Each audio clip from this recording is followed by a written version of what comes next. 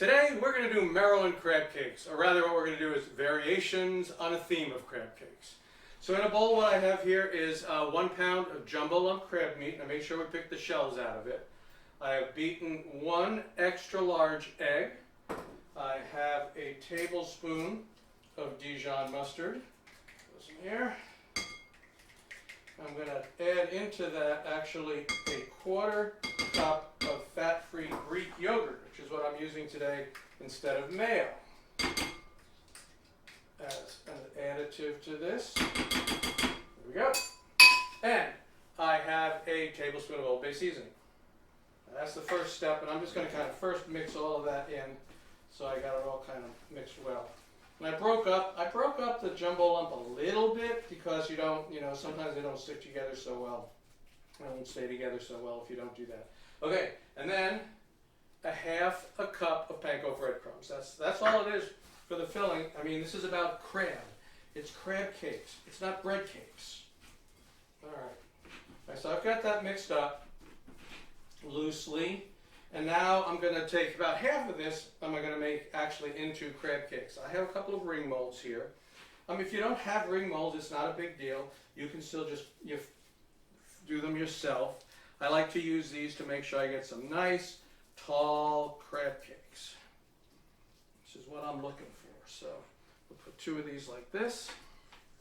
I want to stuff them nice and full. And they're ready to go into the fridge because you need them to firm up. You need the panko to fill, to get the liquid in it and everything.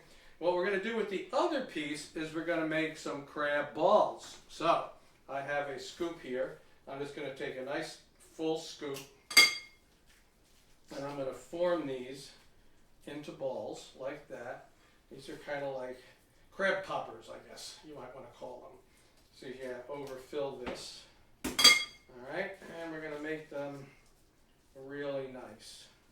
And these are also going to go in the fridge too, because again, it's the same thing. The panko has to absorb the moisture, and everything sort of has to stay together. Otherwise, when I cook them, they are going to fall apart. All right, so I'm going to finish doing these. I'm going to stick them in the fridge for at least an hour, preferably longer. So that they set up, and then we'll come back and cook all this stuff up. All right, so the crab cakes and the balls have set up, and so now we cooked. So for the crab cakes, I take them out of their little ring molds. I'm going to flatten them just a little bit. I want nice thick crab cakes.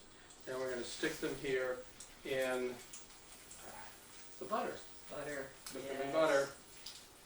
Okay, so we're going to pan. Now that's unsalted butter, right? No, this happens to be salted It butter. is salted butter. Yep, Okay. it is actually salted butter. Or you could go either way. All right, so put that to the side. Now we're going to do the balls. What we'll do with the balls is we're going to coat them with a little bit of breadcrumb here while those are cooking over there. I've got some oil here. It's about 375 degrees. 350 is perfect, and it's going to get there. I mean, when I put all this stuff in, the temperature is going to drop. So let's start dropping these in. All right. Now, so the temperature is going to drop because I'm putting all these crab balls in.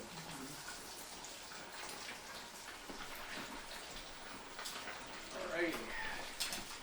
So I'm not, I don't really need to cook these a lot because, the crab, when you buy it, is already cooked. It's already because they take them, they steam them, and to get all the meat out of them and put them in those packages. So Really, you're cooking the egg.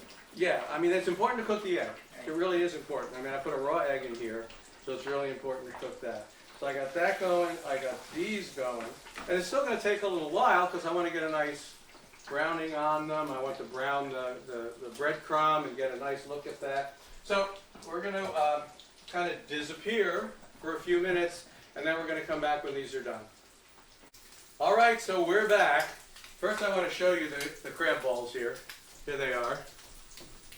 And they're looking really nice and crispy, and we're actually going to, we can actually keep these. They can be kept overnight or whatever in the fridge. And then what you do is you put them in like a 375 degree oven, 375, and you just bring them back to life, heat them back up again. Those can keep for a while. Here's the crab cakes. They're looking good. Let's take one out of here, put it right on. We're serving it. Serving it with a little remoulade. So I got the remoulade sauce on the bottom. So why don't you give that a taste, and then I'm going to join you in a second. Hey. Little crab, little remoulade. This out of here. Got a taste? Yeah. How do you like it? It's all about the crab. Yeah, it's really good crab. It's a really good balance of seasonings. Yeah. It's got a little acid, a little Yeah, you got salt. a little bit of heat, not so much. It's got a good balance of the salt. The Old Bay, of course, that's why I didn't put any salt in it. I put Old Bay, I put mustard. Right. So I wasn't going to put any more salt in that. Yeah. Yeah. So. Yeah, we're in Maryland. Old Bay is a must. So, Yeah. Yeah. Although you see Merrill, you see Old Bay in California now. Right. You go to California, you get shrimp with Old Bay on it. It's all over the place. Okay, there's nothing wrong with Old Bay. I put it on hot pastrami and Swiss sandwiches. It's great. Anyway, thanks very much for joining us, and we'll see you next time.